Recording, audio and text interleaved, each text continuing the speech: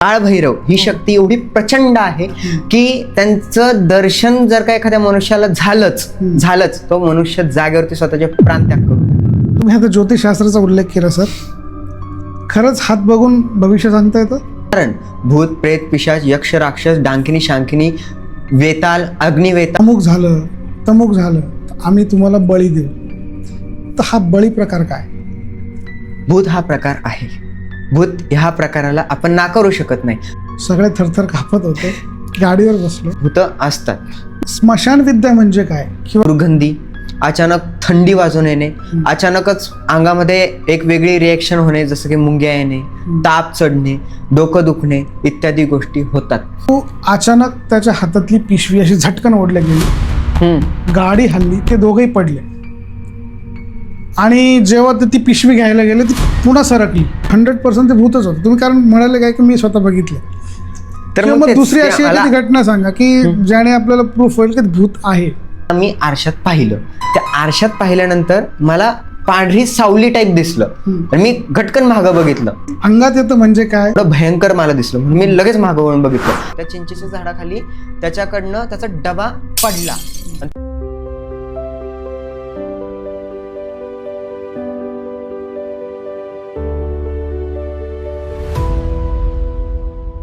नमस्कार, मी प्रवीण रोकडे पाटील आणि तुम्ही बघत आहात गावठी पडबड. यावर जो पॉडकास्ट सिरीज आपण सुरू करतोय त्यातला आजचा हा 10वा पॉडकास्ट. तुमचं प्रेम भरभरून मिळतंय आणि जसं तुम्ही आम्हाला कमेंटमध्ये सांगताय किंवा कोणाच्या कॉन्टॅक्ट थ्रू आम्हाला कॉल करून सांगताय की सर आम्हाला हे विषय हे व्यक्ती आम्हाला इथे हवेत, तर आज आपल्याकडे अशी व्यक्ती आली आहे ज्यांनी कर्मकांड भूषण यजुर्वेदीय ही पदवी आळंदीमधून प्राप्त केली आहे. आणि तुमच्या मनामध्ये जे प्रश्न आहेत, भूत असतं का, किंवा स्मशानविद्या म्हणजे काय, किंवा एखादी श्रद्धा अंधश्रद्धा, आपण खास पंडित चैतन्य महाराज दुसाणे सर तुमचं सहर्ष स्वागत आहे. नमस्कार. खरं तर सर पुण्यावरून आलेत. आमच्याकडे काही इश्यू झाले होते लाईटचे, पण सर आमच्यासाठी थांबले. सर तुमचा मी खूप आभारी आहे. तर जास्त वेळ न घेता मी फक्त तुम्हाला आपला परिचय देण्यासाठी सांगेन. परिचय देऊन सुरुवात करा. नमस्कार, माझं नाव पंडित चैतन्य गुरुजी. सर्व मला ह्याच नावाने ओळखतात आणि माझं जे पण काही शिक्षण आहे वैदिक मार्गातलं ते कर्मकांडाचं शिक्षण ज्ञानेश्वर ब्रह्म महाविद्यालय आळंदी पुणे इथून माझं पूर्ण झालेलं आहे. हा जो काही माझा प्रवास आहे, आता यूट्यूबमध्ये सुद्धा मी पदार्पण केलेलं आहे. माझे जे काही जवळचे यजमान आहेत त्यांनी मला सांगितलं होतं की गुरुजी तुम्ही आम्हाला ज्याप्रमाणे पूजेमध्ये सर्व गोष्टी समजून सांगता, सगळं काही करायला सांगता, त्याप्रमाणेच बाकीच्यांपर्यंत पण ह्या गोष्टी पोहोचल्या पाहिजे, यासाठी तुम्ही यूट्यूब असेल, इंस्टाग्राम असेल, ह्या प्लॅटफॉर्मवरती नक्की या. तर मग आता तो प्लॅटफॉर्म आपण सुरू केला आहे. त्याच्यावरती आता भरपूर तुमच्या सर्वांचा प्रतिसाद मिळतो आहे, दिसतो आहे. भरपूर लोकांचे प्रश्न येतात आणि कधी कधी असंही होतं की गैरसमज असंही होतात. तर मग आज त्याचंच आपण निरसन बघणार आहोत. चला सुरू करूया. सर खरं तर माझ्याकडे प्रश्न खूप आहेत, प्रश्नांची मोठी यादीच आहे. परंतु जेव्हा एखाद्या पाहुण्यांना आम्ही बोलवतो तर एक प्रोव्हिजन असते. सर तुमची सुरुवात कुठून झाली हा एक कॉमन प्रश्न असतो. तर धर्म, अध्यात्म आणि संस्कार ह्या ज्या गोष्टीकडे तुम्ही वळालेत, हे कसं काय शक्य आहे? कारण जेव्हा शालेय जीवनामध्ये आपण असतो तेव्हा आई वडील घरचे हे सगळे आपल्याला काहीतरी इंजिनियर हो, डॉक्टर हो, वकील हो, जे शिक्षण आज तुम्हाला पैसा कमवून देईल अशा क्षेत्राकडे तुम्हाला जास्त पाठवलं जातं. तर धर्म, अध्यात्म ह्या गोष्टीकडे तुमचा कल कसा गेला आणि कुठून सुरुवात झाली? तर बेसिकली सांगायला सुरुवात करायची तर असं म्हणू शकता की मी माझ्या आईच्या गर्भात होतो तेव्हापासून सुरुवात झाली. कारण का ज्या वेळेला म्हणजे अर्थातच जे माझ्या मामाकडचं वातावरण आहे, माझ्या मामा साईडचं वातावरण, ते माळकरी, टाळकरी, वारकरी त्या साईडचे आहेत आणि भरपूर प्रमाणामध्ये त्यांचं आध्यात्मिक कल आहे. आणि त्याच्यामुळे असं झालं की आईचे संस्कार तसेच आणि आईमुळे माझ्यावरती पण ते संस्कार झाले. आता आईमुळे माझ्यावरती ते संस्कार झाले, ते चालत आले. घरच्यांचं प्रेशर होतं की बाबा नाही तू अभ्यास कर, तू वेगळं काहीतरी हो, इंजिनियर हो. इंजिनियरवरती जास्त त्यांचा भर होता. माझे काका असतील, माझे वडील असतील, त्यांचे इंजिनियर हो याच्यावरती भरपूर कल होता. मात्र मी ते केलं नाही. सुरुवात झाली अशी की नेमक्या वेळेला माझे जे पण काही आजोबा आहेत दत्तात्रय दुसाने यांचं निधन झालं आणि त्यांच्या दशक्रियेकरता जे बाहेरनं आम्ही गुरुजी मागवले. आता ते आल्यानंतर त्यांनी उघडलं पुस्तक आणि त्यातनं त्यांनी सुरुवात केली. आता ती सुरुवात केली असताना त्या ठिकाणी भरपूर अशुद्धी जाणवत होती. बाकी घरच्यांना पण जाणवत होती, मलाही जाणवत होती की बाबा असं कसं स्वतःच्या ऐवजी स्वाहाचा उच्चार कसं काय होतोय. कारण पित्रांना ज्या वेळेला आपण कोणती गोष्ट देतो तिथं स्वाहा नाही, आपण स्वधा असं म्हणतो. तर काही स्वाहा चाललं होतं आणि भरपूर अशुद्ध होत्या. तर मग माझ्या लक्षात आलं म्हणून मी जरा डोकावून बघितलं. म्हणलं तर हे तर पूर्ण कामातनच गेलेलं आहे. मग त्या ठिकाणी म्हणलं की आपण एकाचं नाही भलं करू शकणार नाही का, 10चं भलं नाही करू शकणार, एकाचं तर करू शकतो. म्हणून शोध घ्यायला सुरुवात केली की बाबा आपल्याला हे जे काही नॉलेज हे कुठनं भेटेल, कारण ती बुद्धी त्यावेळेला नव्हती तेवढी. मग भेटलं आळंदीमध्ये ज्ञानेश्वर ब्रह्म महाविद्यालय. आता हे महाविद्यालय भेटल्यानंतर तिथं एंट्रन्स एक्झाम वगैरे होती. तर ती एंट्रन्स एक्झाम आरामात क्रॅक झाली, कारण का ऑलरेडी मला ते सगळं काही नॉलेज देण्यात आलं होतं घरच्यांकडनं, मम्मीकडनं, मामांकडनं ते नॉलेज ऑलरेडी होतं. आता त्यामध्ये गेल्यानंतर मग महिनाभर गुरुजींचा शोध घ्या. गुरुकुलचा नियम होता की महिनाभर तुम्ही तुमच्या गुरुजींचा शोध घ्यायचा. जर का नाही भेटले गुरुजी, कोणत्याही गुरुजींनी तुम्हाला ऍक्सेप्ट नाही केलं, तुम्ही गुरुकुलच्या बाहेर, तुम्हाला गुरुकुलमध्ये परत एंट्री नाही. तर मग अशाच रीतीने मला महिनाभर मी गुरुजींचा शोध घेतला. मला 15 दिवसातच गुरुजी भेटले होते माझे. श्री ब्रिजेश अयंगर हे त्यांचं नाव आहे. आणि मग भरपूर नाही का, बेटा तुझे बहुत सीखना पडेगा, ते साऊथ इंडियन आहेत. तर ते काय म्हणले होते, बेटा तुझे बहुत कुछ सीखना है, सीखना पडेगा. हा गुरुजी सीख लूंगा, सीखेगा तो चल. तर मग तिथनं हा प्रवास जो सुरू झाला तो अजून थांबलेला नाही. माझा आता याच्यावरती एक प्रश्न आहे. गुरूंचा शोध घ्यायचा आहे म्हणजे एक्झॅक्टली काय करायचं? म्हणजे बघा, शाळा असते, शिक्षक ठरलेले आहेत, विद्यार्थी नॉर्मल, आपण जे इतर शालेय शिक्षणाबद्दल म्हणतोय, वर्गात आपण बसतो, आपल्याला ठरले असतं ब क ड या तुकड्या, ही तुझी तुकडी आहे, हे तुझे गुरुजी आहे, हेच प्रेझेंटी घेतील, हेच तुझं सगळं ठरवतील. पण तिकडे असं गुरुजींचा शोध घ्यायचा म्हणजे असं वेगळं काय? तिथंही शिक्षक ठरलेले आहेत, अर्थशास्त्राला आहेत, विज्ञानला आहेत, ज्योतिषला आहेत, असं ठरलेलं आहे. मात्र हेच तुमचे गुरु. असं का? तर वैदिकतेमध्ये येण्याच्या अगोदर तुम्हाला गुरुमंत्र घ्यावा लागतो. त्याशिवाय तुम्ही जो काही प्रणव आहे त्या प्रणवचं उच्चारण करू शकत नाही, तुम्ही वैदिक मंत्रांचं उच्चारण करू शकत नाही, तुम्ही यज्ञोपवीत सुद्धा धारण करू शकत नाही, म्हणजे जे काही जानवं असतं ते जानवं सुद्धा परिधान करू शकत नाही. मग त्यासाठी तुम्हाला गुरूंचा शोध घ्यायचा आहे की तुम्हाला कोणत्या गुरुजींचा स्वभाव योग्य वाटतोय तुमच्यासाठी. बरोबर. कोणत्या गुरुजींसोबत तुमचं तुम्हाला ठरवायचंय की तुम्हाला कुठले गुरुजी योग्य वाटत. हो, असं बरं. आणि मग त्याच्यामध्येच मला त्यांचे जे काही स्ट्रिक्ट फॉरवर्डपणा आहे, त्यांचं पडखरपणे बोलणं आहे, ते खूप आवडलं. आणि त्याच्यामुळे मग ओके, मग त्यांनाच म्हणलं की गुरुजी मुझे आप पसंद हो, अगर आप चाहो तो कृपया करके म्हणजे तुम्ही ठरवायचंय कुठले गुरुजी. मला असं वाटलं की तुम्हाला ते सिलेक्ट करणार, काहीतरी तुमचं नॉलेज बघणार आणि मग त्यात सिलेक्ट करणार. बघितलं नाही, ते तर एंट्रन्स मध्ये झालं, पण गुरुजींचा शोध घ्या म्हटल्यानंतर मला असं वाटलं होतं तिथं की शिष्य गुरूंची पारख करतोय. येस सर, बरेचसे प्रश्न असतात ग्रामीण भागामध्ये किंवा शहरामध्येही. तुम्ही बघितलं तर डॉक्टर खरातांचं एक प्रकरण झालं, तुम्हाला ऐकायला आलं असेल नाशिकमध्ये. श्रद्धा अंधश्रद्धा या दोन गोष्टी आहेत. कुठेतरी अंकशास्त्र, समुद्रशास्त्र, निळावंती या सगळ्या गोष्टी लोकांना सांगणं, एक्झॅक्टली त्यांच्याकडे नॉलेज आहे की नाही माहित नाही. किंवा निळावंती कोणी वाचली नाही, समुद्रशास्त्र कोणी वाचलं कोणाला माहित नाही, अंकशास्त्राचा अभ्यास काय असतो, कुठे शिकवलं तर माहित नाही. परंतु मी याचा तज्ज्ञ आहे आणि यामुळे माझ्याकडं मी श्रीकृष्ण अवतारी आहे किंवा श्रीकृष्णाचेच अवतार लोक जास्त घेतात. म्हणजे कुठेही गेलं तर मी तिथेच अवतारी असं सांगितलं, कारण विष्णूनेच सगळे अवतार. आता भरपूर वर्ष झाले आता त्या प्रकरणाला. राधामा म्हणून एक प्रकरण आलं होतं. हा, ते मी प्रश्नावर येणार सर. तर असे सगळे बऱ्याच ठिकाणी लोक आहेत. तर ते खरे खोटे मला माहित नाही, मी अगदी सामान्य माणूस आहे. परंतु तुम्ही त्या अभ्यासात आहात, तर असे काही लोक आहेत की जेव्हा ग्रामीण भागातले म्हणजे शहरातले शिकलेले लोक आहेत, डिग्री घेतलेले लोक आहेत, ते जातात, सर हिच्या अंगात येतं. एक्झॅक्टली अंगात येतं म्हणजे काय, ते काय असतं मला समजावून सांगा. आणि त्यावर जे लोक तोडगे देतात ते खरे खोटे किंवा ते वास्तविक कसे वर्क करतात, काय तुम्ही सांगाल त्याबद्दल? अंगात येणं, तर अंगात येण्यासाठी प्रामुख्याने देवीच अंगात आली. हे तर बेसिकली भरपूर 90% ठिकाणी तेच आहे की देवी अंगात आली. नाही, नाशिक भागामध्ये वेगळं आहे. खंडेराव महाराज येतात, भैरवनाथ महाराज येतात, महाराज येतात इकडे भरपूर.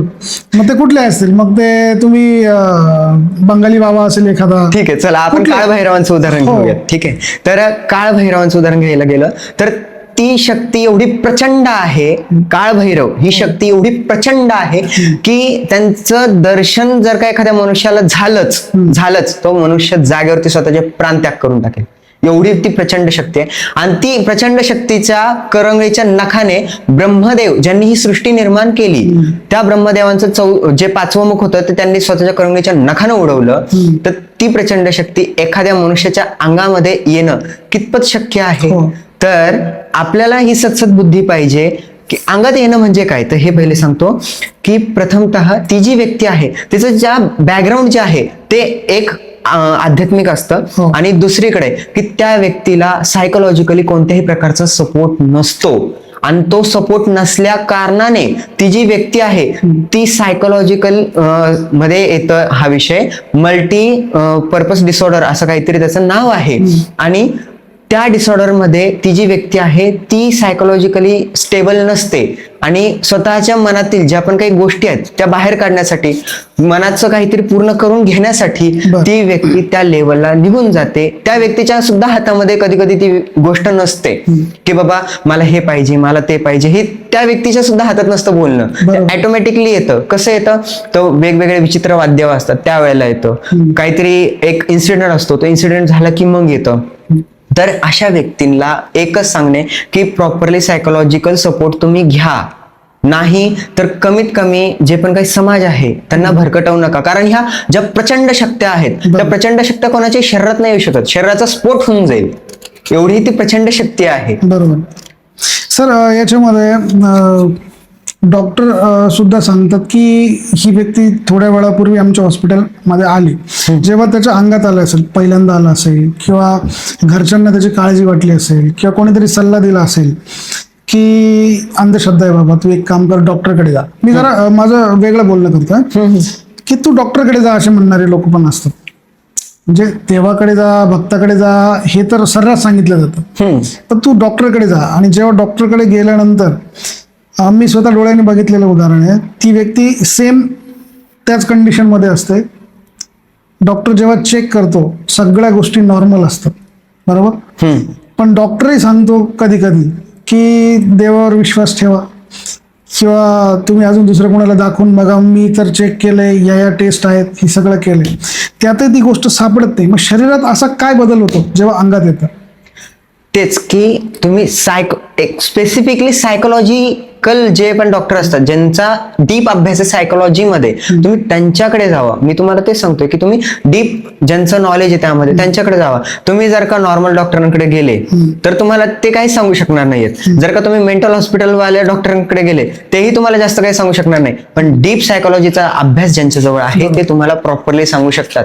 ज्यांचा अभ्यास मेंदूची सर्जरी करणाऱ्यामध्ये आहे त्यांच्याकडे तुम्ही गुडघ्याचं ऑपरेशन करायला गेले तर ते करू नाही शकणार आहेत. ते काय म्हणणार आहेत, तुम्ही मेंदूच्या डॉक्टरकडे जाणे. तर त्याच पद्धतीने ज्यांचं डीप नॉलेज आहे सायकोलॉजीचाच तो प्रॉब्लेम आहे, मानसिकच तो रोगी असतो, मानसिकच तो रोगी आहे. सर, बऱ्याच प्रसंगी आता तुम्ही युट्यूबला पण भरपूर स्टोरीज आपण ऐकतो, आणि बरेचसे जे जुने लोक आहेत तेही सांगतात की आम्ही भूत बघितलेलं आहे, भूत असतात, भूत नाही. जर देव आहे तर भूत पण आहे, देव आहे तर राक्षस होते, म्हणजे आपल्याकडे भूत पण आहे. आता ही संकल्पना सर्रास आणि सहजच माणसाचा एक विचार असतो कुठेतरी डोक्यामध्ये लपलेला. घरामध्ये पूर्ण लाईट जरी गेला तर त्या क्षणाला लहान मुलं रडतील, त्यांना तर भूत माहीत नसतं, ते रडतील, ती एक भीती असते. तर एक्झॅक्टली काय, भूत हा प्रकार असतो? भूत हा प्रकार आहे.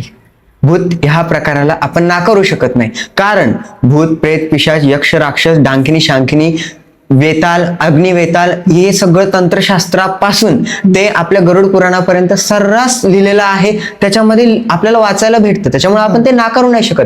मात्र लाईट गेली, आता तुम्ही जसं उदाहरण दिलं की लाईट गेली अचानक म्हणून लहान पोरं रडायला लागले, तर याचा अर्थ असा नाहीये की बाबा त्यांना भूत दिसत आहेत. त्याचा अर्थ असा आहे की अचानक एक रिॲक्शन झाली, त्या रिॲक्शनला त्यांची ती रिटर्न रिॲक्शन होती, रिप्लेसमेंट होती ती. कारण का लहान मुलांना अचानक एखादा मोठा आवाज आला तरी ते रडतात. मग ते काय रडतात? त्यांना काय भूत दिसतं? नाही. तर त्यांना त्याचा त्रास होतो किंवा त्यांना ते भीती वाटते अचानक की बाबा आमच्यासोबत हे काय झालं, ते डचकतात. त्याच्यामुळे ते रडणं आहे त्यांचं. किंवा आणि आपल्याला जी काही भीती वाटते ती आपणच आपल्या लहान मुलांमध्ये भरवतोय की बाबा नाही भूत असतं बरं का, अंधारामध्ये जाऊ नको, वडाच्या झाडाखाली जाऊ नको, हे करू नको, ते करू नको. ते अंधश्रद्धा अजून आपण त्यांच्यामध्ये बिंबवतो. बरं. ठीक आहे, हा हे नक्की आहे की आपण त्यांना सांगणे की बाळा इथं आग आहे, इथं जाऊ नको, तुला चटका बसेल, हे सांगणं गरजेचं आहे आणि ते सांगावं. मात्र जर का तुम्ही असं करताय की नाही बाबा इथं पण भूत आणि तिथं पण भूत आणि हे पण देव त्यो पण देव, मग तुमची खिचडी आहे. तुमचा मुलगा तुमच्यासारखाच होणार आहे की तुमची मुलगी तुमच्यासारखीच होणार आहे. सर, पण मग माझा अजून एक असा प्रश्न त्याच्यावर येईल. तुम्ही आता 2 मिनिटापूर्वी म्हणाले की भूत आहेत. असा एखादा अनुभव की म्हणजे अशी एखादी घटना तुम्ही सांगू शकाल की त्याने भूत प्रूफ झालं की भूत आहे म्हणून? माझ्यासोबत कुठेही? माझ्यासोबतचीच सांगतो. येस. तर असं म्हणजे एवढ्या नॉलेजमध्ये मी त्यावेळेला नव्हतो, त्या काळामध्ये नव्हतो. आणि नॉर्मली मी रात्रीच्या रिक्षामध्ये बसलेलो होतो. आता मित्र जसं बसतात, बालपणीचा हा किस्सा आहे माझ्या. मी बसलेलो होतो आणि बसलेलं असताना गेम खेळत मी रिक्षाच्या बाहेर उतरलो नॉर्मली. आणि आपलं थोडंसं लांबवरती जाऊन आणि शौचाधिक केलं, 1 नंबरला जाऊन आलो. आता ते आल्यानंतर मी काय पाय धुतलेले नव्हते, मी काय गुळण्या केलेल्या नव्हत्या. आणि नेमक्या वेळेला मी आरशात पाहिलं. त्या आरशात पाहिल्यानंतर मला पांढरी सावली टाईप दिसलं आणि मी घटकन मागं बघितलं. अर्थातच आपल्याला अचानक काहीतरी असं दिसतंय म्हणल्यावर ते आपण मागं वळून बघणारच. आणि ते थोडं भयंकर मला दिसलं. मी लगेच मागं वळून बघितलं, मला काहीच दिसलं नाही. मग मला थोडी भीती वाटायला लागली, कारण का वातावरण तेच होतं घरच्यांचं पण माझ्या. तर म्हणलं ओके मी घरी जातो म्हणलं. घरी गेलो.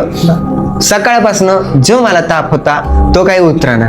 मग ठीक आहे, घरच्यांचं जे काही दवाखाना वगैरे असतो तो दवाखाना वगैरे झाला, देवाला नवस वगैरे झाले, ताप वगैरे उतरला. पण ठीक आहे, पण मला तेव्हा क्लिक झालं की नाही बाबा आपल्याला हे असं दिसलेलं आहे. पण मी म्हणेल की हा बाबा भूत असतात. नाही, पण ती कुठली शॅडो असू शकते, कुठलं प्रतिबिंब असू शकतं. पण तुम्ही म्हणाले की ते भूतच आहे, असं तुम्हाला का जाणवलं ते की नाही हे भूतच होतं? कारण का वाटणारी ती भीती, अचानक अंगात आलेली ती थंडी. कारण का हे जे पण काही नेगेटिव्ह एनर्जी आपण म्हणतो ह्या ज्या वेळेला तुमच्या आसपास येतात, हे लक्ष ठेवायचं की तुम्हाला अचानक दुर्गंधी, अचानक थंडी वाजून येणे, अचानकच अंगामध्ये एक वेगळी रिएक्शन होणे, जसं की मुंग्या येणे, ताप चढणे, डोकं दुखणे इत्यादी गोष्टी होतात. आणि ते माझ्यासोबत झालं. मला अचानक थंडी वाजून आलती आणि अचानकच भीतीपोटी पण होऊ शकतं. मग असंही आपण म्हणू शकतो. पण ते भूतच होतं कशावरून? माझा प्रश्न तुमच्या लक्षात आला असेल की आता आपले व्ह्युअर्स बघताय, खरं तर प्रश्न त्यांनाही पडतात. त्यांनी अशा भरपूर स्टोरीज ऐकलेल्या असतात. त्यांना कोणीतरी जुन्या म्हाताऱ्यांनी म्हणा किंवा वाडवडिलांनी कोणीतरी त्या गोष्टी सांगितलेल्या असं की त्यांच्यासोबत त्या घडल्या. तर ते कसं की ते प्रूफ 100% ते भूतच होतं? तुम्ही कारण म्हणाले काय की मी स्वतः बघितलं. तर मग दुसरी अशी एखादी घटना सांगा की ज्याने आपल्याला प्रूफ होईल की भूत आहे. फक्त शॅडोमुळे आपण म्हणू शकत नाही प्रतिबिंबात भूत नसतं. खरं तर आत्म्याला शरीर नसतं. जेव्हा आत्मा शरीरात जातो, माझा अभ्यास, मला माहित नाही, मी खूप म्हणजे माफ करा, नाही, आत्म्याला जोपर्यंत शरीर मिळत नाही तोपर्यंत त्याच्यामध्ये कुठलीच ताकद नसते. कारण तुम्हाला आता हे फुल आहे, हे उचलायचं, तुम्हाला एखाद्याला मारायचं आहे, तुम्हाला एखादी वस्तू उचलायची, तुम्हाला कुठली गोष्ट करायची तर शरीर असावं लागतं, बरोबर ना? आत्मा काय? एक आपण दिव्य ज्योतीसारखा एक मांडला थोडक्यात, एक एनर्जी आहे फक्त. तिला जोपर्यंत शरीर मिळत नाही तोपर्यंत काहीच करू शकत नाही. मग त्या भूताबद्दल, ठीक आहे भूतही आहेत, पण त्या भूताबद्दल घाबरण्याची काय एवढे लोकांना, म्हणजे घाबरतात का? कारण का ती एक नेगेटिव्ह एंटिटी आहे, ती तुम्हाला हार्म करू शकते. ठीक आहे, कसं की ती तुमच्या शरीरात प्रवेश करेल. ठीक आहे, प्रवेश आरामात करू शकतात. हे निगेटिव्ह एंटिटी आरामात तुमच्या शरीरामध्ये प्रवेश करू शकतात. आणि त्या त्यांनी प्रवेश केल्यानंतर त्या तुमच्याकडनं नाही त्या गोष्टी करून घेऊ शकतात. एखाद्या विषयी त्या व्यक्तीला तिरस्कार असेल तर त्या व्यक्तीला जाऊन आणि ह्या शरीरातनच त्याला हार्म करू शकतात, त्या स्वतःच्या शरीराला सुद्धा हार्म करू शकतात ज्या शरीरात ते आहेत. त्याच्यानंतर त्या व्यक्तीचा मृत्यू देखील होतो. काही गोष्टी अशा झालेल्या आहेत की त्याच्यामध्ये स्वतःच्या शरीराला हार्म करून घेतलेलं आहे, जसं की जिन्नात हे पण जे पण काही आलेलं आहे आता नवीन आलेलं आहे, ज्याला आपण की वेताळ वगैरे म्हणतो, ब्रह्म राक्षस इत्यादी म्हणतो. तर याच्यामध्ये असं झालेलं आहे की ते स्वतःला सुद्धा हार्म करून घेतलेलं आहे त्यांनी. एखादी घटना तुम्ही सांगू शकता की इतरांसोबत घडलेली आणि त्यावर तुम्हाला विश्वास बसला अशी भूताची गोष्ट? तर विषय आपला भूतावर सुरू आहे. जर का असं म्हणाल तर माझा मित्र होता निखिल म्हणून, आणि तो नॉर्मली चालला होता. मला फक्त त्याने तोंडी सांगितलं होतं हे, आणि नंतर मी समोरासमोर पाहिलं होतं की तो चालला होता आणि चिंचेचं काहीतरी झाड होतं, त्या चिंचेच्या झाडाखाली त्याच्याकडनं त्याचा डबा पडला आणि त्यानं तो उचलला, वापस आला, घरी आला, त्यानं तोच डबा खाल्ला. दुपारच्या वेळेला त्यानं तोच डबा खाल्ला.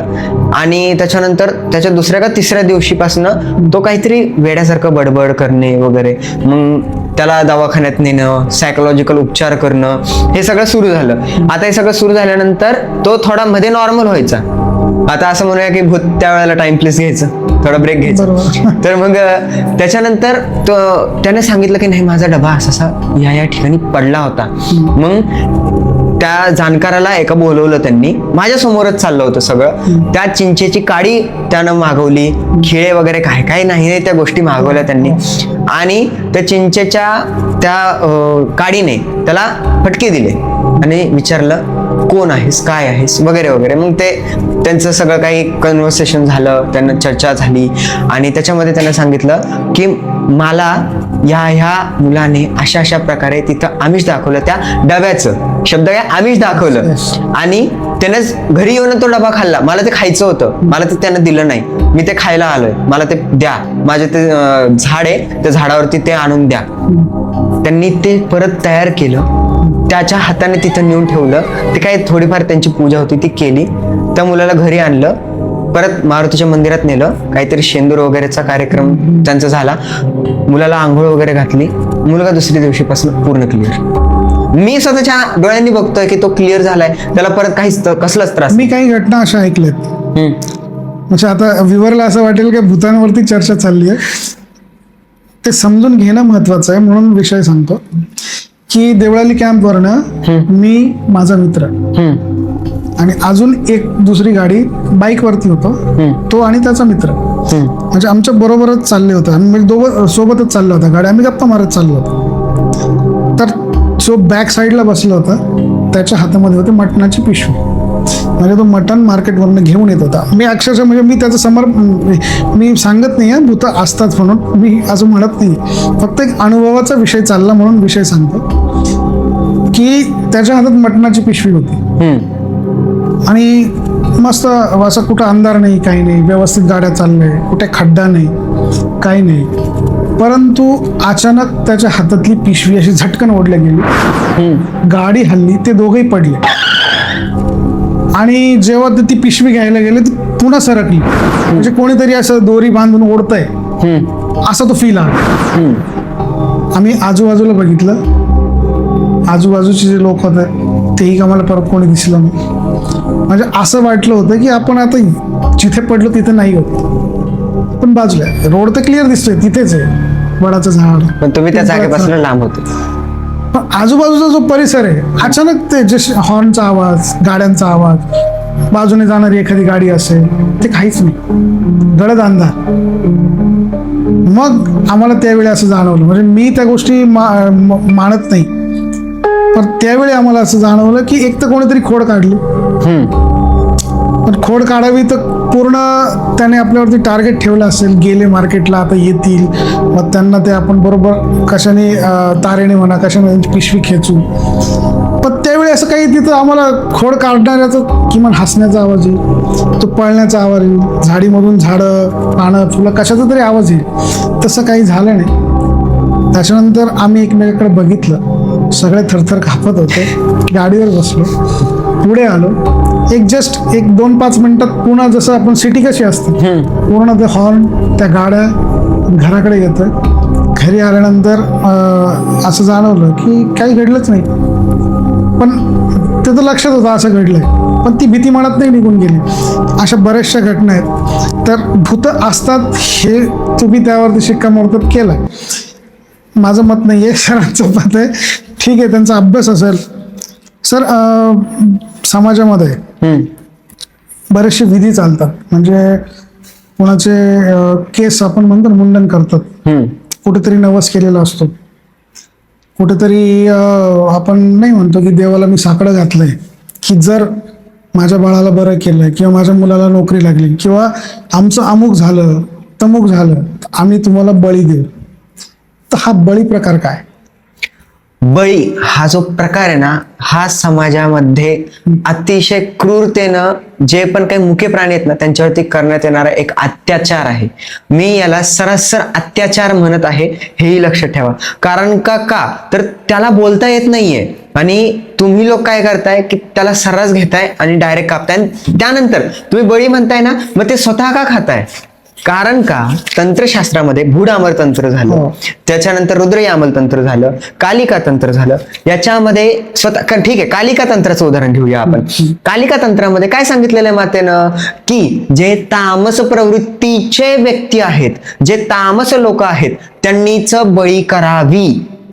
अर्थ कळाला की जे तामस आहेत, तामस म्हणजे काय, जे तंत्र साधना करतायत, जे गृहस्थ नाहीत, जे ब्रह्मचारी नाहीत, जे वैदिक मार्गात नाहीत, ते फक्त तांत्रिक आहेत, स्मशानी विद्या करतात, इत्यादींनीच ते करावं. आणि हे पण कसं करावं याचे ही विधी आहेत. ठीक आहे, ते फक्त आता आपण पण उठतोय सरसकट तलवारीन चाकू घेऊन आणि ते सगळे काही क्रियाकलाप करायला लागलोय, नाही ते नवस करायला लागलोय, ते तुमच्यासाठी नाहीये, ते स्मशानी विद्या आहे. आणि ते केल्यानंतर ते पण जे पण काय समोरचं दैवत आहे ना, ते तुमच्यावरती क्रोधितच होणार आहे की मीच उत्पन्न केलेले जे पण काही संतान आहे, मी उत्पन्न केलेला जो काही प्राणी आहे, तोच तुम्ही कापून आणि तिथे समर्पित करताय. ठीक आहे, तुम्ही देवाला समर्पित करताय ना. तंत्रशास्त्रामध्ये एक आहे की देणे घेण्याचा काही संबंध येत नाही. मग तिथं तंत्रशास्त्र मार्गाने तुम्ही चालले ना, मग त्याच्यामध्ये आता हे की तुम्ही फक्त देणे घेणे काही नाही. मग ते जर का तुम्ही दिलंय ना, आता ते तुम्ही घेऊ शकत नाही. मग तेच शिजवतायत, तेच परत खाताय. नवरात्रीमध्ये सर्रास शिजवतात, सर्रास खातात. दशमी, नवमी हे आम्ही स्वतः बघतो. मग याला काय म्हणाल तुम्ही? तर मग हे करणे अयोग्य आहे. तुम्हाला ठीक आहे बळी द्यायचा आहे ना, द्या. मातेनं तेही सांगितलेलं आहे की जर का तुम्हाला हंसाचा बळी तुम्ही सांगितलाय तर तिथं तुम्ही जे पण काही काकडी असते त्या काकडीचा बळी तिथं सांगितलाय, त्याच्या बदल्यात जे पण काही सात्विक लोक आहेत त्यांनी. त्याच्यानंतर जर का तुम्ही घोड्याचा बळी देताय, त्या घोड्याच्या बळीसाठी तुम्ही जे वांग असतं, काकडी वांग आपण म्हणतो त्याला, त्या काकडी वांग्याचा बळी सांगितलेला आहे मातेनं. आणि सर्व बळी जो आहे तो कुष्मांड म्हणजे जे आपण कोवळं लटकवतो त्या कोवळ्याचा बळी सांगितलाय. आणि मातेला कोवळ्याचा बळी अतिशय प्रिय आहे. माता बलिप्रिया आहे, बलिप्रिया तिचं नाव आहे.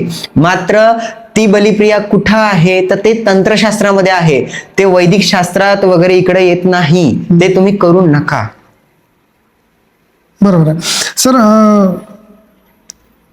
बळी दिल्याने देव प्रसन्न होतो का?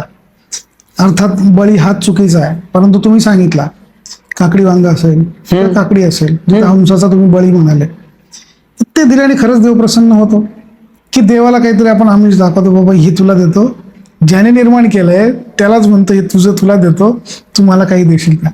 तर म्हणजे काय वाटतं तुम्हाला? मुळात जसं तुम्ही म्हणले की हे देवानं उत्पन्न केलेलं देवालाच आपण परत करतोय, देव कशाला खुश होणार आहे? देवानं उत्पन्न केलेलं तो सजीव जीव आहे, त्याच्यामध्ये जीव आहे, त्याच्यामध्ये प्राण आहेत आणि ते त्याचं पण लेकरू आहे. ठीक आहे, जसं की आता आपलं लेकरू आहे, आपल्याच लेकराचं बळी जर का कोणी येऊन त्याला फक्त एक चापट मारू द्या, चरपट मारू द्या, आपण काढा भांडायला जाऊ, एखाद्याचा हात पण उचलून देईल. आणि ते जे काही बळी वगैरे देणं आहे ना, मग ते त्या ठिकाणी त्या देवतेला आपण म्हणूया की ब्लॅकमेल करणं आहे की माझी ही इच्छा पूर्ण कर, नाही तर या ठिकाणी मी बळी देतो. हे कटत राहील, हे मरत राहील जोवर माझी इच्छा पूर्ण होत नाही. ब्लॅकमेल केल्यानंतर धमकी दिल्यावर देव ऐकतो? ऐकावं लागतं. आणि त्याच्यानंतर ऐकावं लागतं. म्हणजे ठीक आहे मी याला मारल, देव तर आपल्यापेक्षा कितीतरी पटीने, म्हणजे तुम्ही म्हणाले मगाशी की ज्याने विश्वाची निर्मिती केली त्याला एका नखामध्ये मारणारे देव आहेत, तर त्यांची शक्ती कालभैरवाची.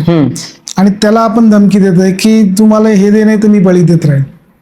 काय वाटतं तुम्हाला? तर मग हेच की देव मग त्या ठिकाणी त्या व्यक्तीचं एखाद्या वेळेला ठीक आहे बाबा हा हे घे, आणि त्याच्यानंतर त्याचं इकडच्या बाजूला जेवढे पण काही वाईट व्हायला सुरुवात होती मग ते आपण म्हणतो अरे याला कॅन्सर झालं.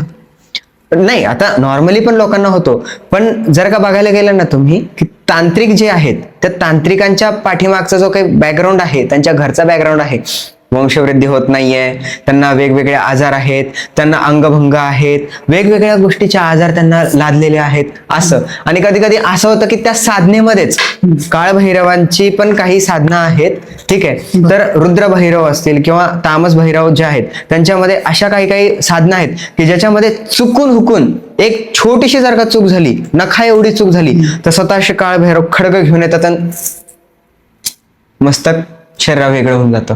तर मग असं आहे की तंत्रशास्त्रामध्ये काही नियम आहेत, काही नीती आहेत, त्या नीती नियमांमध्ये राहूनच तुम्हाला करावं लागतं. बरं. नाही तर जर का तुम्ही करायला गेलात संपलं तुमचं. मगाशी आपली चर्चा सुरू होती, तुम्ही तेव्हा स्मशान विद्येचा उल्लेख केला हो. 2 मिनिटापूर्वी. हो. आणि खरं तर माझ्याकडे तो प्रश्न होता. तर स्मशान विद्या म्हणजे काय, किंवा ती विद्या जी आहे ती कशासाठी करावी, काय मार्ग आहेत?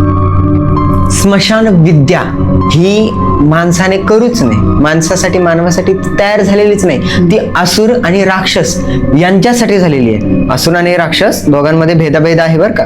तर ही दोघं ही वेगवेगळे आहेत, त्यांच्यासाठीची ती साधना आहे, मनुष्यासाठी मुळात नाहीच आहे. पण मनुष्य आता त्याच्यामध्ये कुदलेत तर ठीक आहे, आघोरी लोक ते साधना करतात आणि स्वतःचं मनोरथ पूर्ण करून घेतात, ठीक आहे. जसं की बळी आहे, तो बळी पण असुर आणि राक्षसांसाठीच तिकडच्या पार्टचा आहे, तो मनुष्यांसाठी नाहीये. मनुष्य ते आता करायला लागले ती वेगळी गोष्ट झाली. तर आणि आता ही स्मशान विद्या जी आहे ही जे मनुष्य प्राणी करतायत ना त्यांना सुद्धा ते चांगलं नाहीये, त्यांच्यासाठी पण ते योग्य नाहीये. त्यांना त्याचं भरपूर दुष्परिणाम भोगावे लागतात. भूतप्रेतांच्या सानिध्यात तुम्ही राहताय, साधं तुम्ही एखाद्या दारुड्याच्या सानिध्यामध्ये राहिले, तुम्हाला दारूची सवय लागून जाते, सवय लागेल किंवा त्यामुळे काहीतरी चुकीच्या गोष्टीच घडणार, चांगलं काही घडणार नाही. काहीच घडत नाही. बर. तर स्मशान विद्या म्हणजे जे लोक शिकतात कुठे लिहून ठेवलेलं असतं, हो, वाचलं जातं, हो, भरपूर आहे. मौखिक आहे, ज्ञानिक आहे, लेखिक आहे, हे ज्ञान भरपूर ठिकाणी आहे आणि ते लोक घेतात आणि करतात, सर्रास करतात. आणि त्यांचा हात आपण पकडू नाही शकत. कारण 2 आहेत. एक कारण कायदा, 2 कारण की त्यांच्या जवळची ती प्रचंड विद्या. बरं. खरं तर तुमच्याशी बोलताना मी त्या गोष्टी डायरेक्ट मला काल्पनिक दिसायला लागतात. ठीक आहे सर, स्मशान विद्या म्हणजे नेमकं काय असतं? स्मशान विद्या ही डायरेक्टली स्मशानात जाऊन करणे किंवा स्मशान साधने हे एकत्रित करून आणून आणि मग करणे, हे म्हणजे स्मशान विद्या. आणि याच्यामध्ये तुम्ही समोरच्याचं एक तर चांगलं करू शकता, नाही तर वाईट करू शकता. आणि जास्त करून लोक आजकाल वाईटच करतात.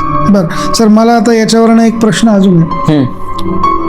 निळावंती हा या प्रकाराबद्दल सर्रास बोललं जातं. ते गोसावी सर आहेत माझ्या मते, त्यांचे मी सर्रास व्हिडिओ बघितलेले आहे. त्यांनी त्याचा शोध घेण्याचाही भरपूर प्रयत्न केला. तर अशी विद्या आहे, लिखित आहे, मौखिक आहे, कशी? ही विद्या मौखिक आपण म्हणू शकतो. मी देखील स्वतः याच्यावरती ठाम मत नाही देणार तुम्हाला.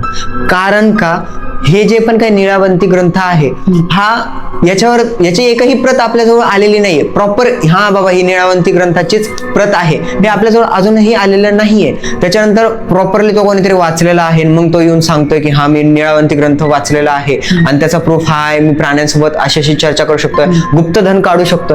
हे कोणीही सर्रास सांगू शकत नाहीये किंवा प्रूव्हन सांगू शकत नाही. त्याच्यामुळे निळावंती ग्रंथ जो आहे तो नाहीये हेच आपण गृहीत धरून पुढे चालणे योग्य. आता पुन्हा मी सर एक प्रश्न असा करेल, जे नंदी घेऊन फिरतात, नंदी बैल, त्यांच्याकडे असे 10-12 लोकांची टीम असते, त्यांना ते गावोगाव घेऊन फिरतात. आमच्याही गावात येतात, दरवर्षी येतात, असं नाही की येत नाही. एखादं वर्ष आड जात असेल ते येणार. ते जेव्हा येतात पूर्ण गावामध्ये चक्कर मारतात. तुम्ही समोर उभे आहे ना, तुम्हाला तुमचं सगळं भूतकाळ अगदी तोंडी सांगतात, जे की त्यांनी तुम्हाला कधी बघितलं नाही, काहीच नाही. एक चौक होता, खूप गर्दी होती, प्रचंड गर्दी होती. अगदी सामान्य गरीब कुटुंबातला मनुष्य होता, ज्याला मूळ बाळ नव्हतं.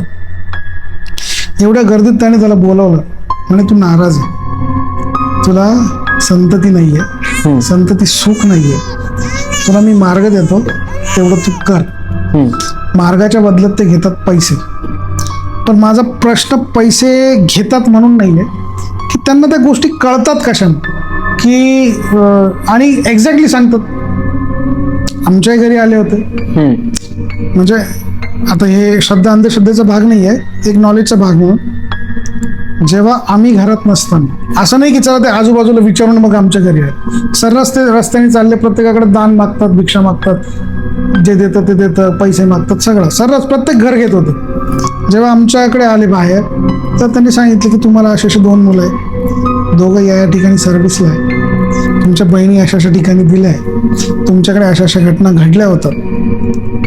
हे कसं हे कसं शक्य होतं? यालाच समुद्रशास्त्र असं म्हणतात. ठीक आहे, तर याच्या पलीकडे जाऊन आपण जर का म्हणाल तर यालाच दुसऱ्या भाषेमध्ये आपण ज्योतिषशास्त्र असं सुद्धा म्हणू शकता.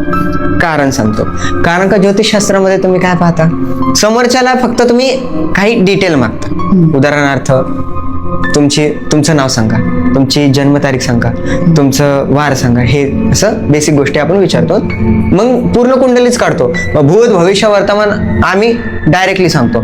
हे झालं कुंडलीचं. ज्योतिष हस्तरेषा, हात बघतो सांगतो. ज्यांना हात नाही त्यांचे जे पायावरच्या रेषा आहेत त्या बघून सुद्धा सांगितलं जातं. आता ज्यांचे हात आणि पाय नाही आहेत ना, त्यांचा चेहरा वाचला जातो. चेहरा वाचण्याची सुद्धा विद्या आहे. आणि ही चेहरा वाचण्याची विद्या अशी आहे की तुम्ही, आता आपण दोघं समोरासमोर बसलेलो आहे, मी आलो समोर, नॉर्मली फक्त 1 सेकंद 2 सेकंदाचा मी वेळ घेतला, तुमच्या चेहऱ्यावरती कुठं तीळ आहे, कुठं काय आहे, खून कशी आहे, नाक केवढं मोठं आहे, ओठ किती बारीक आहेत, भुया किती जाड आहेत, केसाची हेअरस्टाईल तुम्ही कशी ठेवलेली आहे, तुम्हाला केस कसे आहेत, इत्यादी. आता प्रत्येकाचा चेहरा वेगवेगळा आहे, हे तुम्हालाही माहिती आहे. प्रत्येकाचा वेगळा. तर त्याचप्रमाणे प्रत्येकाचं भविष्य पण वेगवेगळं झालं, प्रत्येकाच्या आयुष्यातल्या घटनाही वेगवेगळ्या झाल्या. मग त्याच पद्धतीने त्या व्यक्तीला बघून लगेच सांगितलं जातं की बाबा तुझ्यासोबत असं असं झालं होतं, तुझं हा ग्रह खराब आहे, किंवा असं भरपूर काही. त्याचा अभ्यास कुठे केला जातो? त्याचा अभ्यास तुम्हाला जे पण काही चेहरा वाचण्याचा अभ्यास आहे त्याचे पण कुठं काही क्लासेस वगैरे नाहीयेत. ते मौखिकरित्याच तुम्हाला पिढ्या दर पिढ्या येतं. आणि जे पण काही ज्योतिषशास्त्र असेल किंवा हस्तरेषाशास्त्र असेल याचे क्लासेस वगैरे आहेत. तुम्ही आता ज्योतिषशास्त्राचा उल्लेख केला सर, खरंच हात बघून भविष्य सांगता येतं? हो, सांगता येतं. आणि सांगतात. बहुतेक लोक असे आहेत की जे अंगठा बघून, आमच्या पुण्यामध्येच एक जण आहेत, मी अजून गेलो नाही त्यांच्याकडे, पण आहेत ते अंगठावरचं भविष्य असं म्हणून आहेत. तर ते अंगठा बघतात किंवा अंगठ्याचा छाप घेतात आणि त्याच्यावरून डायरेक्ट पूर्ण भविष्य सांगतात. भूत वर्तमान भविष्य सगळं वततात ते. आणि बहुतेक लोक मला ते सांगतात तर मला आश्चर्य वाटतं, अरे अंगठ्यावर ते भविष्य. ते नाही, मला तेच म्हणायचं आहे की बघा, आता श्रद्धा अंधश्रद्धा या 2 गोष्टी आहे. खरंच त्या गोष्टी श्रद्धा ठेवली पाहिजे, आपण हात दाखवला पाहिजे, हात दाखवून खरंच भविष्य समजू शकतात. ज्योतिषशास्त्र ही तुमच्या हातातील टॉर्च आहे. मी काय म्हणतोय, ती टॉर्च आहे. टॉर्च तुम्हाला फक्त रस्ता दाखवणार आहे, हा योग्य मार्ग आहे. तुम्हाला ज्योतिषशास्त्र काय सांगतं की तुम्ही मटण खाताय ना, खाऊ नका, तुमचा मंगळ खराब होतोय.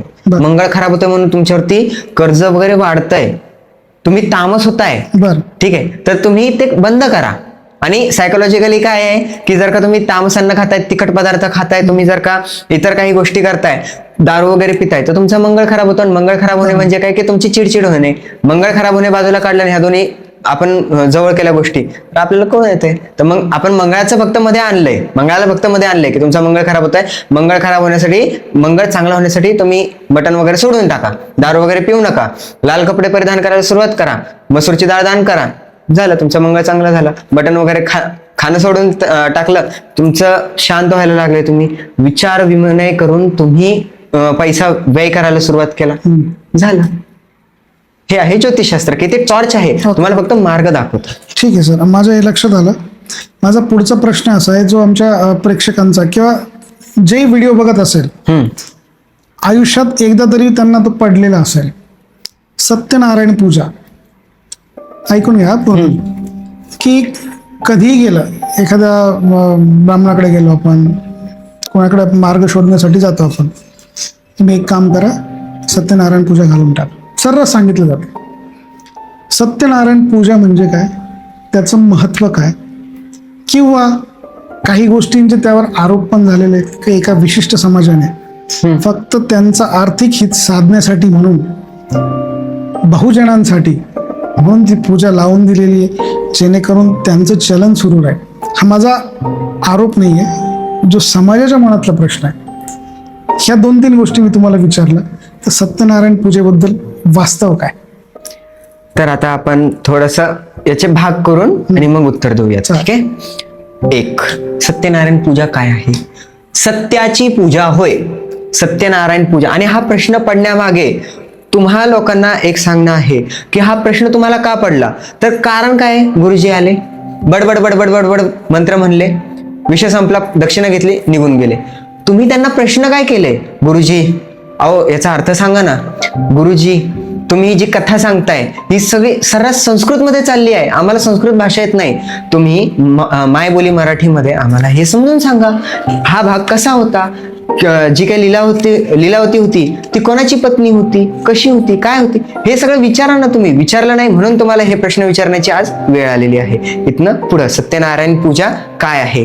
सत्याची पूजा होय सत्यनारायण पूजा ही करण्यामागे कारण असं की ज्या वेळेला तुम्ही सत्यनारायण पूजा करता त्यातनं तुम्हाला शिकायला भरपूर भेटतंय. प्रसादाचा अपमान करू नका, सत्यवचन बोला, सत्याने राहा, सत्यदान करा, सत्यव्रत राहा आणि सत्यानेच सगळं काही कर्म करा. म्हणून ही सत्यनारायणाची पूजा आहे, ही शुभ आहे, म्हणून ही करायला सांगितलेली आहे. आणि जसं की तुम्ही बोलले की विशिष्ट समाजाचा आरोप झालेला आहे ब्राह्मण समाजावरती, तर तो आरोप फक्त एवढ्या पुरताच नाहीये, तो आरोप भरपूर चाललेला आहे, लॉंग टर्म पर्यंत आलेला आहे. ते मला कळतं आहे, मी समोरासमोर फेस करतोय त्या गोष्टी. ठीक आहे, काही प्रॉब्लेम नाही, आरोप करणं योग्य आहे आणि करावं, पण योग्य भाषेत करावा. योग्य भाषेत आरोप झाला ना, त्यांना प्रत्युत्तर पण योग्य भाषेत मिळतं, काही प्रॉब्लेम नाही. पण जर का उत्तर तुमचं प्रश्न तुमचा त्या लेवलचा असेल तर उत्तर पण मग काहीतरी आरफाडच असणार, हे लक्षात ठेवलं पाहिजे. त्याच्यानंतर सेकंड तुमचा जो काही प्रश्न होता की जे पण काही यामागं लादल्या गेलेली ही पूजा, लादल्या नाही गेलेली ही पूजा पहिले काशी क्षेत्रीच्या एका ब्राह्मणाला सांगण्यात आली सत्यनारायण प्रभूंकडून. मग ती सत्यनारायण प्रभूंची जी काही पूजा आहे ती एका दलितानेच ऐकली ना. तो कोण होता, मोळी विका होता. मोळी विका कोण आला, दलित आला ना. तो लाकडाचा व्यापार करतोय, लाकडाचा व्यापार पण नाहीये, तो लाकूड तोड्या आहे, लाकूड तोडून आणि कसं बस स्वतःचा उदरनिर्वाह करतोय. तो सर्रास ब्राह्मणाच्या घरामध्ये घुसतोय, प्रसाद वगैरे खातोय, ब्राह्मणाला चर्चा करतोय, ब्राह्मणाची त्याची चर्चा आहे पोथीमध्ये.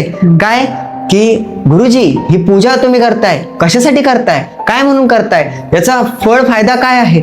ब्राह्मण खडाखडा सांगतोय, ज्ञान देतोय त्या ठिकाणी की ही पूजा सत्याची आहे, ही पूजा केल्याने माझं हे सगळं वैभव वाढलेलं आहे, हे सगळं ब्राह्मण सांगतोय. तिथनं पुढं दुसऱ्या त्याच्या 3ऱ्या अध्यायामध्ये काय सांगितलेलं आहे की एक साधू वाणी नावाचा, वाणी म्हणजे वैश्य, व्यापारी, तो व्यापारी जाऊन राजा क्षत्रियाला तिथं जाऊन विचारतोय, राजाने प्रजेचा संवाद आहे तिथं की हे राजन मला हे सांगा तुम्ही ही पूजा का करताय, या पूजेचा अर्थ काय.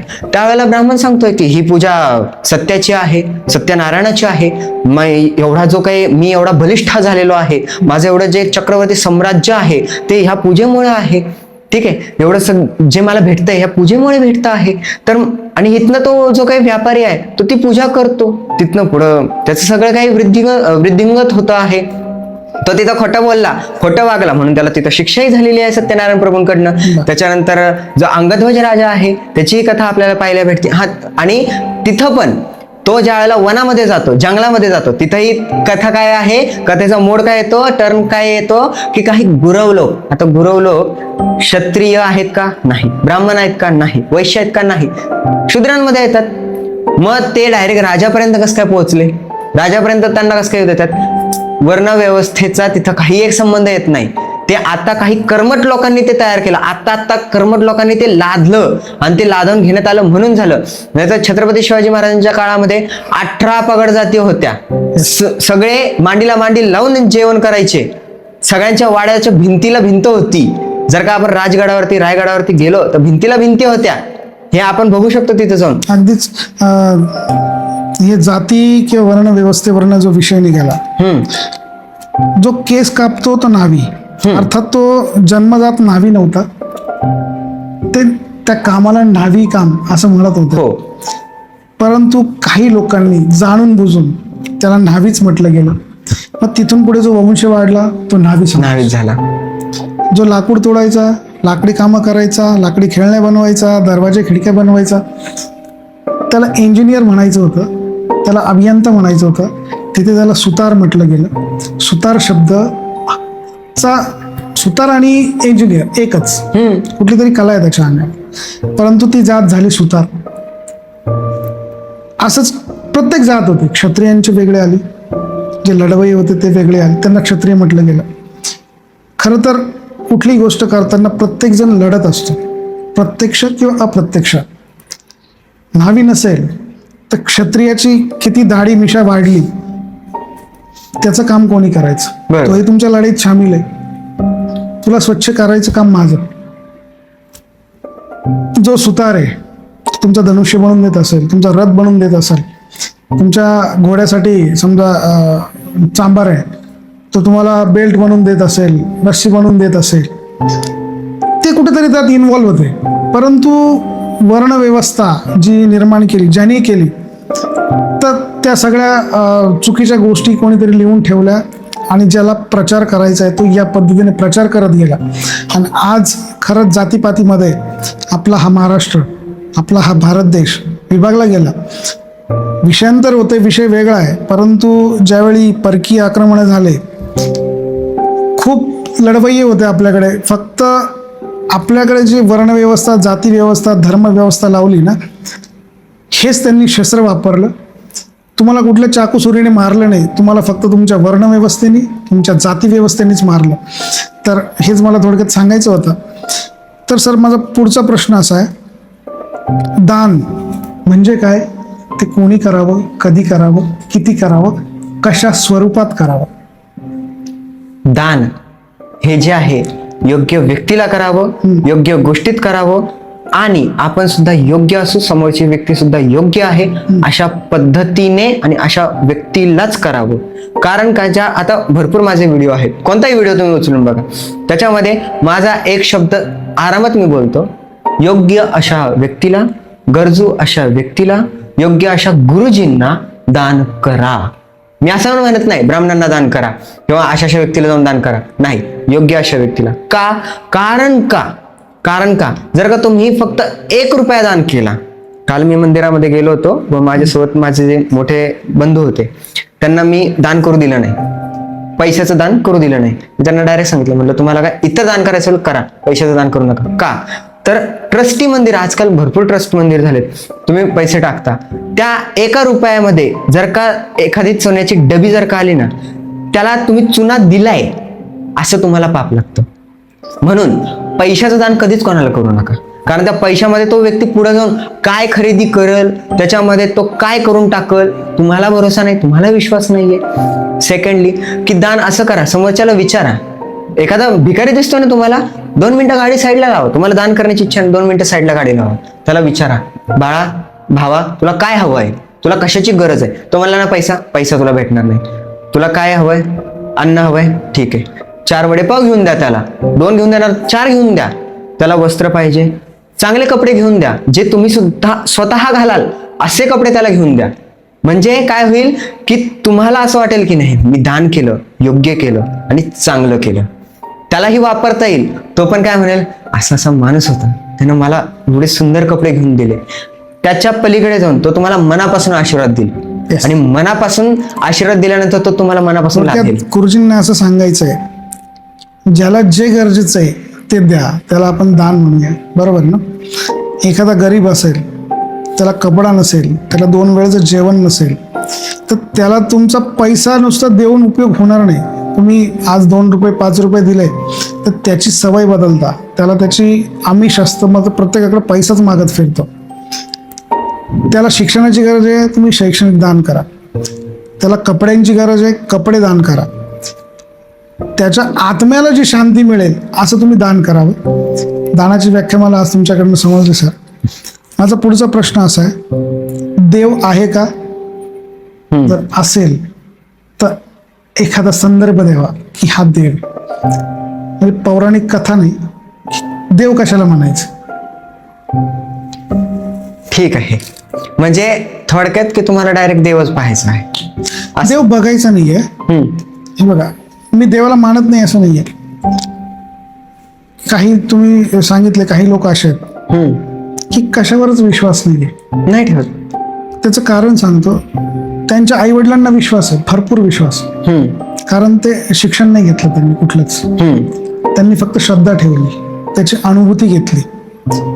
त्यांनी जे जे मागितलं ते त्यांना मिळत गेलं, आणि त्यांना जे मिळत गेलं त्यातून त्यांनी तुमच्यावर संस्कार केले, तुम्हाला वाढवलं, तुम्हाला शिक्षण दिलं. त्या शिक्षणामधनं तुम्हाला अक्कल अशी मिळाली का तुम्ही देवावरच प्रश्न करायला लागले, देव आहे का? तर म्हणून मी हा प्रश्न विचारला. ठीक आहे, तर मग आता ह्या प्रश्नाचं उत्तर मी असं देतो. तुम्ही तर अर्ध उत्तर दिलेलंच आहे, एक 50% उत्तर तुम्ही दिलंय, तिथनं 50% आता मी पुढे देतो. हिंदू धर्मामध्ये सूर्यदेव म्हणले गेले, चंद्रदेव म्हणले गेले, पृथ्वी देवी म्हणलं गेलं, गोमाता म्हणलं गेलं, वायुदेव म्हणले गेले, त्याच्यानंतर समुद्रदेव सुद्धा म्हणले गेले. येस, ठीक आहे. आता मी हे म्हणणार नाही की हा इंद्रदेव आहेत, मग ते अशा स्वरूपाचे दिसतात वगैरे वगैरे. ते आपण तयार केले, कारण काय आपल्याला पूजायचं, त्यांना पूजा करायची त्यांची, तर आपल्यासारखेच ते दिसतात. असं नाक असं असेल, डोळे असे असतील, मग एवढे सुंदर असतील ते, असं धरून आपण ते तयार केलं. जसं काय आजकाल AI टेक्नॉलॉजीद्वारे आपण काहीतरी फिक्शनल तयार करतो तसं. मात्र देव आहे, कारण का आम्ही या निसर्गाची पूजा करतो, या निसर्गाकडे मागतो. जसं की श्रीकृष्णांनी त्या ठिकाणी इंद्रदेवांची पूजा नाकारली होती, डायरेक्ट सांगितलं होतं गोवर्धन पर्वत आपल्याला सगळं देतो, तुम्ही त्याची पूजा करा. सगळ्यांनी गोवर्धन पर्वताची पूजा केली. रक्षण कोणी केलं? गोवर्धनानेच केलं ना. मग इंद्राच्या वर्षापासून गोवर्धनाने पूजा केली, गोवर्धनाने त्या ठिकाणी रक्षा केली सर्व गोकुळवासियांची. तर त्या पद्धतीनेच की आपण ह्या निसर्गाला देव माना. ठीक आहे, तुम्ही हे मानत नका बसू हा बाबा या मूर्तीतच देव आहे, तुम्ही मनुष्यात देव माना ना. तुम्ही का लढताय, का म्हणताय, का झगडताय त्या ठिकाणी? नाही देव नाहीच आहे. अरे ठीक आहे, तुम्हाला नाही मानायचं नका मानू, पण आम्ही या निसर्गाला देव मानतो. मग घ्या, मग निसर्गाला तरी तुम्ही देव माना. नाही मानायचं नका मानत बसू, आम्हाला फरक पडत नाही. म्हणजे तुमच्या म्हणण्यानुसार देव आहे, बरोबर आहे. जर देव आहे तर आपल्याला दिसत का नाही? देव आहे तर तो दिसत का नाही? प्रश्न माझे सोपे वाटतात, सरांना कळायला असेल, गुरुजी माफ करा, पण हे सगळे सर्वसामान्यांना पडलेले प्रश्न. हो. तो दिसत का नाही? तर मुळात सर्वांना एक सांगू इच्छितो की देव सर्वांना दिसतोय, सर्वांच्या समोर आहे, पण आपण डोळ्यावरती पट्टी बांधून घेतली. आता मी हे म्हणणार नाही, हे उदाहरण तुम्हाला देणार नाही की तुम्ही मायेची पट्टी बांधली आहे, तुमच्यावरती माया आहे, मग ती तुम्ही माया काढा वगैरे नाही. तर देव तुमच्या समोर कसा आहे, मी पहिल्याच याच्यामध्ये जसं सांगितलं, तुम्हाला देव दिसतोय ना, चंद्रदेव तुम्हाला दिसतात. आम्ही ज्या वेळेला चंद्रदेवाचे उपाय सांगतो, चंद्रग्रहाची पूजा करायला सांगतो, तुम्ही कोजागिरी पौर्णिमेला चंद्रदेवांची पूजा का करता? मग ते देव आहेत म्हणून करता ना, तुम्हाला दिसतायत म्हणून करताय ना. मग कसं काय करताय? समुद्र आरती जगन्नाथपुरीला आज जरी गेले ना तरी तुम्हाला समुद्र आरती पाहायला मिळते, छोट्या स्वरूपात असते पण बघायला मिळते. तर ती समुद्र आरती का करतो? देव आहे ना, देव दिसतात ना समोर, तुम्ही पूजताय त्यांना त्या ठिकाणी. त्याच्या पलीकडे जाऊन पृथ्वीची पूजा, आता माझ्या पूजेमध्ये तर मी पृथ्वी पूजन करून घेतोच. तर त्यावेळेला आपण भूमिमंडल तयार करतो, त्या भूमिमंडलावरती गंधपुष्प अक्षत वाहतो, त्यांना नमस्कार करतो. का करतो? कारण देवी आहे ना. सकाळी उठल्या उठल्या कराग्रे वसते लक्ष्मी करतो. का? स्वतःच्या हातामध्ये आपण देव पाहतोय ना. कर्म तुमचा देव आहे ना. भगवद्गीता काय सांगते? कर्म कर. ते कर्म पण तुमचा देवच आहे ना. ओके सर, तंत्रमार्ग आणि सामान्य कर्मकांड दोन्हीमध्ये काय फरक आहे? तंत्रमार्ग तो आहे केलं, अडकणार, डुबणार, फसणार, आणि तिथंच खितपत राहणार, तुला मोक्ष नाही. एक झालं तंत्र. कर्मकांड जे तुम्ही म्हणले, न्याय, नीती, शास्त्र, भक्ती, श्रद्धा, नियम, अटी यांपासनं तयार होणारं जे पण काही शास्त्र आहे त्याला कर्मकांड म्हणलं गेलं. आणि कर्मकांड आणि तंत्र या दोघांमध्ये एवढंच अंतर आहे की त्यामध्ये नियम दोघांमध्ये पण कडक आणि स्ट्रिक्टलीच आहेत. मात्र तुम्ही कर्मकांड केल्यानंतर देवाच्या पायापर्यंत पोहोचता. देव तुम्हाला पायापर्यंत घेतो की हा ठीक आहे, तू माझी सात्विकरित्या भक्ती केलीस, तू माझा आहेस असं. मात्र त्या ठिकाणी काय होऊन बसतंय की तंत्रमार्गामध्ये बोकडे कापतात, नाही ते कृत्या करतात, ठीक आहे. आणि त्या कृत्या केल्यानंतर मनुष्य प्राणी जो आहे तो त्या शक्तींच्या आहारी जातो. त्या शक्तींच्या आहारी गेल्यानंतर त्या शक्ती त्याला सोडत नाही. तो व्यक्ती मेल्यानंतर भरपूर तांत्रिकांचे जर का तुम्ही पॉडकास्ट पाहिले, ते सांगतात की तंत्रमार्गामध्ये जर का तुम्ही येताय, तुम्ही आले तर त्या शक्त्या तुम्हाला सोडत नाहीत, त्या तुम्हाला धरून ठेवतात, त्या तुम्हाला मोकळं करत नाहीत, तुम्हाला परत मोक्ष नाही. आणि ते त्या मार्गात उतरले म्हणून त्यांना देखील मोक्ष नाहीये. ते एकदा अडकले म्हणजे अडकले, हे देह सोडला की ते त्यांच्या वशमध्ये. त्याच्यामुळे दोघांमध्ये त्याचा त्रास तुम्हाला आयुष्यभर होणार जोपर्यंत तुमचा जीव आहे. तुम्ही श्वास घेताय ना, तुमच्या श्वासाला त्रास आहे. कारण का मुंजा साधना असेल किंवा इतर काही साधना आहे, तर तो मुंजा असेल, ती कर्णपिशाचिनी असेल, हे भरपूर तुम्हाला ऐकायला भेटतं. म्हणून मी उदाहरण देतोय बरं का. कर्णपिशाचिनी वगैरे असेल, ते नियम टाकतात तुमच्यावरती की हे सांगायचं नाही, ते सांगायचं नाही. आणि एक नियम मोडला ना, जिवंतपणी नरक भोगताय तुम्ही. जिवंतपणी कसा? ती तुमच्या परिवाराचं हनन करते, ती तुमचं हनन करते, तुमच्या पैशाचं हनन करते. मुंजा बोकांडी येऊन बसतो, माथ्यावरती येऊन बसतो, मला हे पाहिजे, मला ते पाहिजे, मला हे करूनच दे. आणि मेल्यानंतर तो त्यांच्या सोबत तुम्हाला घेऊन जातो. यक्षिणी यक्ष लोकात घेऊन जाते. मुंजा जो आहे तो एखाद्या पिंपळाच्या झाडावरती तुम्हाला उलट लटकवतो त्याच्यासोबत. खेळा मग त्याच्यासोबत झोका. बरं सर, तंत्र मार्ग आणि कर्मकांडाबद्दल तुम्ही व्यवस्थित सांगितलं. मांसाहार करावा किंवा नाही करावा?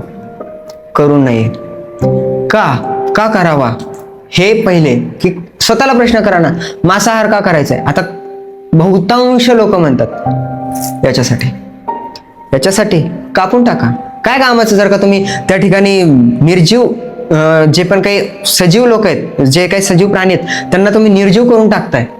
तुम्ही त्या ठिकाणी हनन करताय, तुम्ही अत्याचार करताय. तुमच्या मानगुटीवरती जर का एखाद्याने तलवार ठेवली तर राम राम राम राम निघतं तोंडातनं. मग त्या रामानं काय खरंच मांसाहार केला होता का?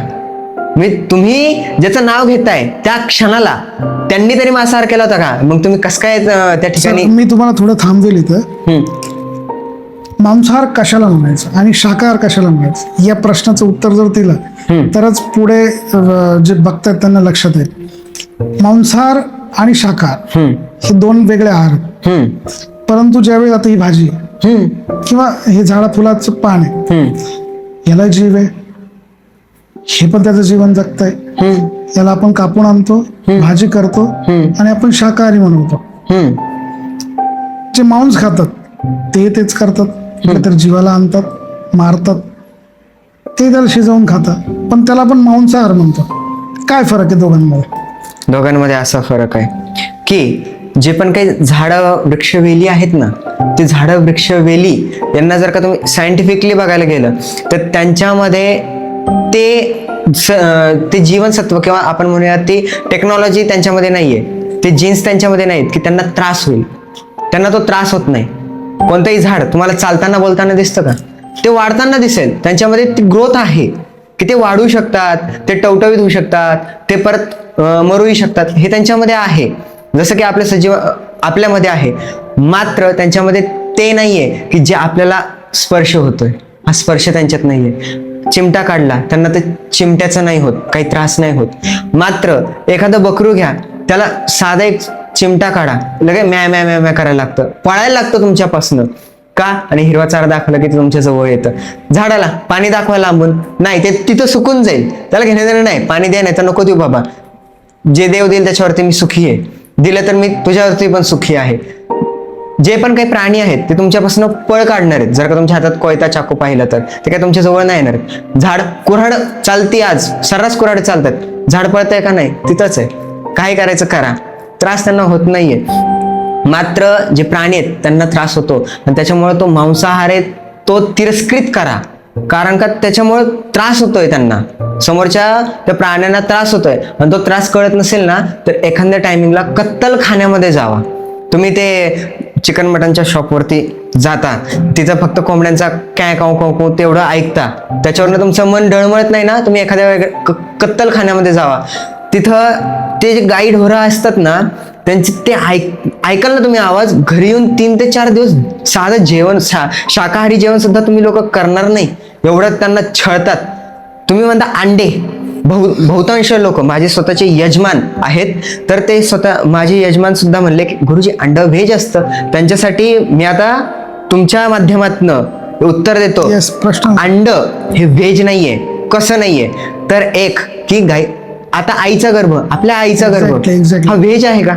नाही, तो नॉन व्हेजच आहे ना, त्याच्यामध्ये जीव आहे ना.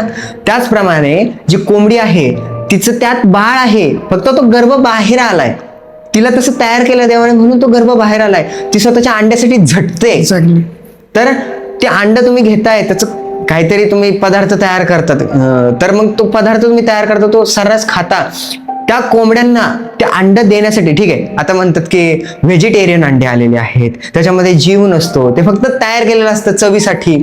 तर आता त्याच्यावरती पण उत्तर की जे कोंबड्या आहेत ना त्यांना त्या इंजेक्शन देऊन देऊन देऊन देऊन एवढं पीडित केलं जातं, त्यांना एवढा त्रास दिला जातो, त्यांना तेवढं दाबून ठेवलं जातं पिंजऱ्यांमध्ये, एवढं कोंबून ठेवलं जातं, त्यांना हलण्यात डोलायला सुद्धा जागा नसते. वजन वाढवण्यासाठी असेल, वजन वाढवण्यासाठी इंजेक्शन वेगळे, तुम्हाला साधी एक सुई टोचली तर तुम्ही आय करता, ठीक आहे, आणि त्या ठिकाणी त्यांना सर्रास इंजेक्शन दिलं, दररोज 2-2 इंजेक्शन आहेत, दररोज 2-2 इंजेक्शन, आणि त्यांनी अंडे देणं बंद केले ना की जागेवरती त्यांना कत्तल करून टाकतात त्यांची. त्याच्या पलीकडे जाऊन तुम्हाला जेलमध्ये गेलेल्या एखाद्या व्यक्तीला बोलवा फक्त घरी एखाद्या टायमिंगला, त्याला विचारायचं भाऊ जेलमधलं तुझं आयुष्य कसं होतं रे, चांगलं असेल ना? तो काय म्हणाल, नाही रे लय भयंकर होतं, मला पाय पसरून बसायला सुद्धा खूप अवघड होतं, माझे स्वतःचे वडील जेल पोलीस आहेत त्याच्यामुळे ते अनुभव मला सांगतात, त्याच्यामुळे मला माहिती आहे. तर त्यांना मनुष्य प्राण्याला सुद्धा जेलमध्ये तर पाय पसरून बसायला सुद्धा जागा नसते, एकामेकाच्या पायाच्या जवळ असं कुरमुंडी करून झोपलेले असतात ते लोक.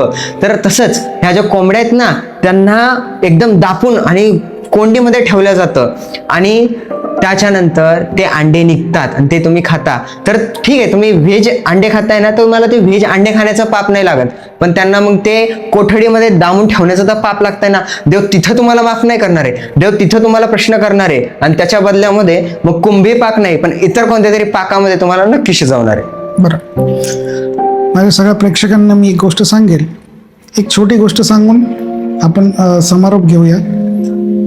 व्हेज आणि नॉन व्हेज, आम्ही ट्रेननी प्रवास करत होतो, अतिशय सामान्य गृहस्थ बाजूला बसले होते. आमच्या मित्रांमध्ये व्हेजिटेरियन नॉन व्हेजिटेरियन असा संवाद चालला होता. त्या संवादामध्ये प्रत्येकानेच जो नॉनव्हेज खाता त्यांनी विरोध केला, तुम्ही झाडपाला खाता तोही जिवंत आहे, तोही सजीव आहे. त्याची व्याख्या काय व्हेज आणि नॉन व्हेजची, तर त्या सामान्य गृहस्थांनी शेजारी जेव्हा त्यांनी आमची चर्चा ऐकली तेव्हा त्यांनी परमिशन घेतली, मी बोलू का तुमच्यामध्ये.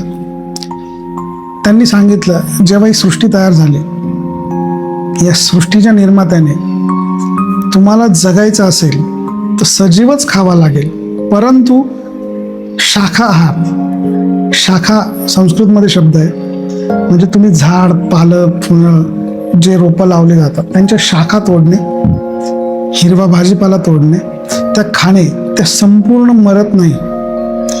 ही शाखा तोडली तर हे फुलणार आहे,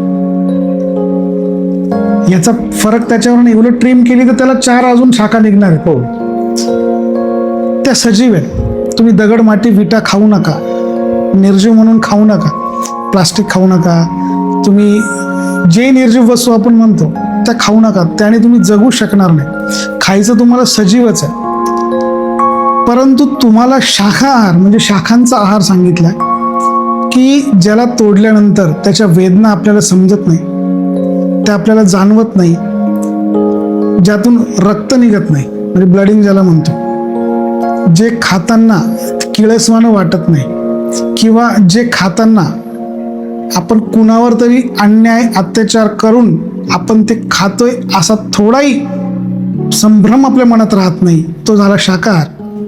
आणि मांसाहार म्हणजे काय किंवा तो कोणी करावा.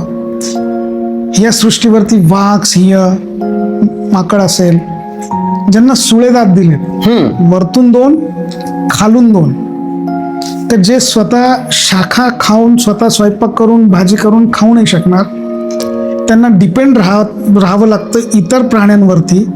आणि म्हणून परमेश्वरानेच त्यांना त्यांचे हत्यारं दिलेले असतात. साप असेल त्याला विषदंत दिलेले असतात, त्याचे इतर दात वेगळे असतात, हो, पण विषदंत दिलेले असतात कारण शिकार मोठी असते, तोंड बारीक असतं. त्याला मारल्यानंतर तो जेव्हा मरेल तेव्हाच तो गिळता येईल सहजासहजी. वाघ असेल, तो आपल्यासारखा मनुष्य प्राण्याला तर शाकाहार याच्यासाठीच नाही दिला की तुम्हाला बुद्धी दिली. तुम्ही कुठल्याही भाज्या, कुठल्याही फळं तुमच्या आवडीने तुम्ही जसे हवे तसे मसाले बनवून ते खाऊ शकतात. इतर प्राण्यांना ते नाहीये, म्हणून त्यांना ते सुळे परमेश्वराने जन्मजात दिले, मनुष्याला ते सुळे दिले नाही. जर तुम्हाला सुळे दिले असेल, तुम्ही निश्चित परमेश्वराने तुम्हाला परवानगी दिली मांसाहारासाठी. आणि ज्याला सुळे नाही त्यांनी कृपया शहाणपणा करू नका, शाकाहारच जेवण करा. आणि या प्रश्नाला, जो प्रश्न आहे, खूप गावभर घेऊन जाऊ नका, डोक्यावर मिरवू नका की तुम्ही मांसाहार करता म्हणून तुम्ही शाकाहार आणि मांसाहारातला फरक सांगा, हे करा. हे खूप वाईट गोष्ट आहे.